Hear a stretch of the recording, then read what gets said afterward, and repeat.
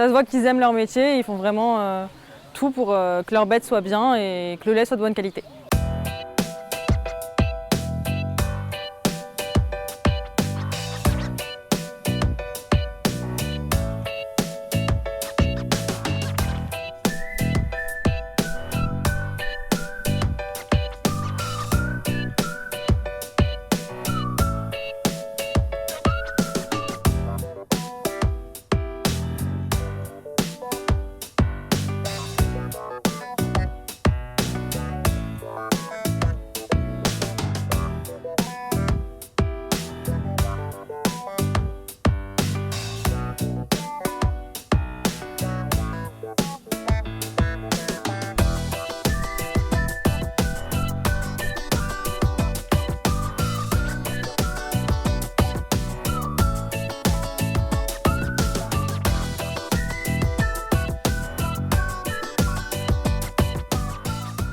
Moi, je me suis installée en 95 sur l'exploitation de mes parents.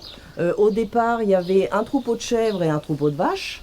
Bon, après, à mon installation, on a décidé, non, un petit peu après, on a décidé d'abolir, enfin, de laisser tomber les chèvres, sachant qu'au niveau des vaches, bon, il y avait tout à faire.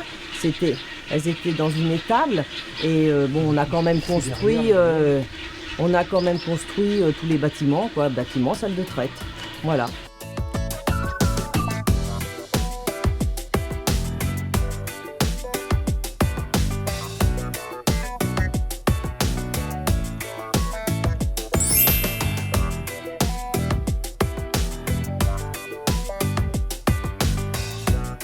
C'est-à-dire que parfois en pâturage, vous pouvez être à quoi? Vous pouvez monter certaines années à 3 mois, 4 mois. Au minimum, oui, on peut être à 3 mois, mais sinon maximum, vous pouvez aller jusqu'à, je ne vais pas dire 7 mois, parce que jusqu'à fin septembre, il n'y a pas de souci, vous laissez les vaches. Même s'il n'y a plus d'herbe, on les force souvent, on les met dehors. Voilà.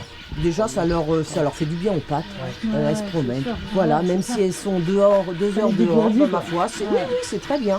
Parce qu'à la base, finalement, une vache, c'est fait pour être dehors. C'est pas fait pour être dans un bâtiment. Voilà, dans un bâtiment tout le temps. Karine, est-ce que du coup tu peux confirmer? Donc je confirme qu'on a bien vu le cahier de pâturage des bêtes sur le PC de Thierry. On a bien démontré qu'il respectait tout le cahier des charges. Je sais qui est le patron. Au moins 3 mois au pâturage. Voilà.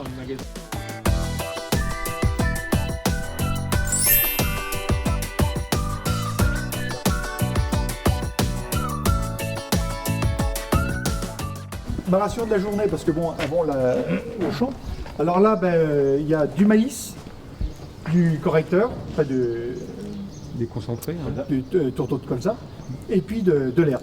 C'est-à-dire, il y a de la luzerne et du raisin anglais. Et donc quasiment toute l'alimentation des vaches, du coup, est produite autour de l'exploitation. Ah oui. Bah là, on cultive à aller un maximum 5 km autour de la ferme. Que avec des fourrages locaux, du coup. Voilà. Bon, la seule chose qu'on fait rentrer de l'extérieur, c'est le tourteau de colza. Oui. Voilà. C'est la seule chose. Et on travaille sur de la matière première, pas sur de la matière qui est un peu bricolée, voilà, transformée. Non, c'est du colza. Voilà. Oui, non mais.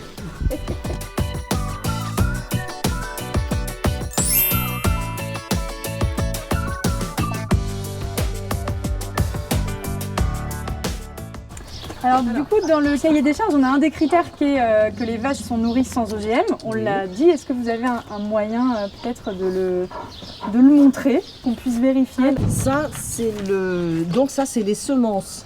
Les semences de maïs. Que j'achète. Ouais. Voilà. Et je leur demande une attestation de comme quoi. production non OGM. Voilà. C'est écrit. Voilà. Ensuite, le tourteau de colza. Donc on fait rentrer. Systématiquement, le livreur laisse un bon. Nous engageons à ne livrer que des matières premières ou aliments sans OGM à l'exploitation du Petit Poirier. Eh ben on est bon. Parfait, merci beaucoup.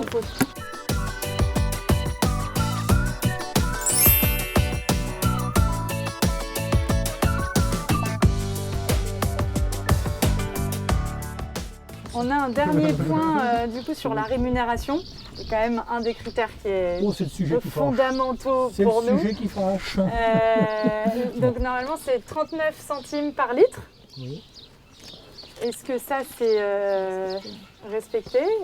Et qu'est-ce que ça Ça, Est-ce faut que ça demander à madame change parce que pour c'est elle vous qui fait la. Mais est-ce que c'est respecté? Alors oui, c'est respecté. Oh oui, si. Alors, lait équitable. Voilà, donc là, prix de référence 390. Donc avec les taux, c'est quand même pas mal. Ouais, ça a l'air. Bah non, mais on va pas, voilà. On peut cracher la soupe.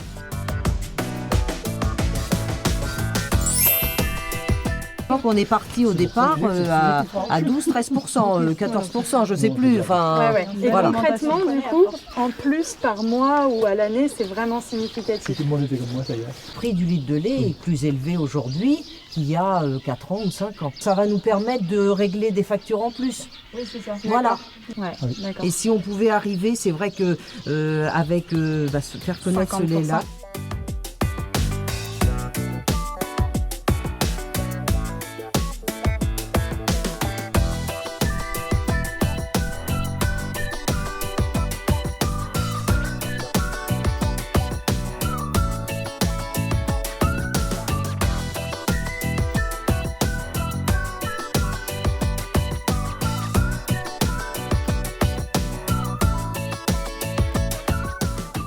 Tout ce qui pouvait être mis en place par C'est qui le patron permettait d'avoir un meilleur revenu et pouvoir ainsi réinvestir dans l'exploitation, assurer un bien-être animal aux animaux.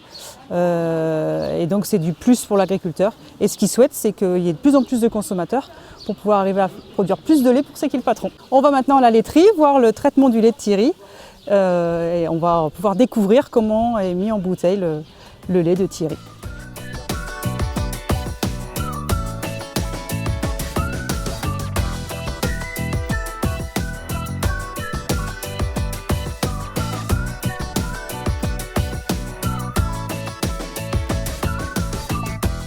Donc ces gros camions là contiennent à peu près 30 000 litres de lait. Alors évidemment on essaye qu'ils soient bien pleins pour les amener ici, pour réduire le nombre de litres au kilomètre. Il y a des tournées qui sont dédiées C'est qui le patron, où vous avez 5 exploitations qui respectent le cahier des charges C'est qui le patron. Qu'on ne mettra dans un lait C'est qui le patron que des tournées C'est qui le patron.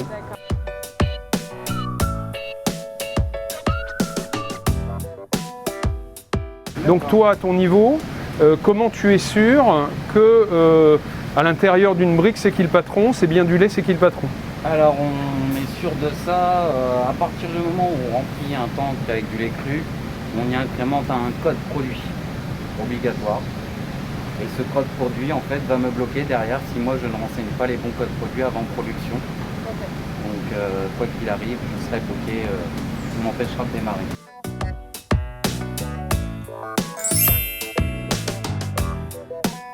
On va envoyer le lait sur des machines qu'on appelle des pasteurisateurs. Donc là, on va réchauffer le lait à 92 degrés pendant une trentaine de secondes à peu près. Et on va en profiter pour l'écrémer en même temps. Donc on va retirer le gras du reste du lait. C'était ma question, du coup, entre le lait écrémé, demi-écrémé et entier, ça correspond à quoi? C'est des temps de... En fait, on écrème la totalité du lait et on réintègre la quantité de crème souhaitée. D'accord. Et le reste de crème va sur une ligne pour faire potentiellement de la crème C'est qui le patron à terme.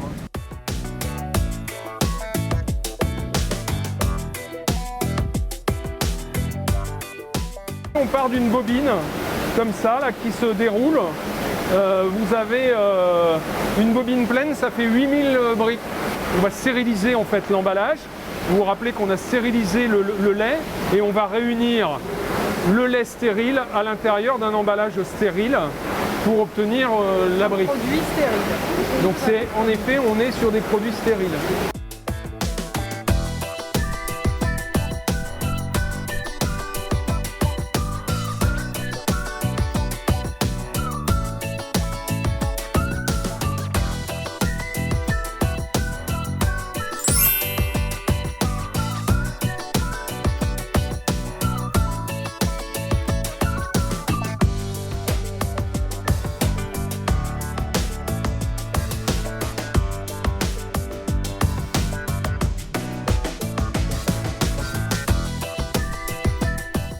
On a pu observer toute la chaîne de production, de l'arrivée des camions jusqu'à l'embouteillage du lait. Et donc on a pu vérifier tous les critères qui sont définis dans la charte, c'est qui le patron.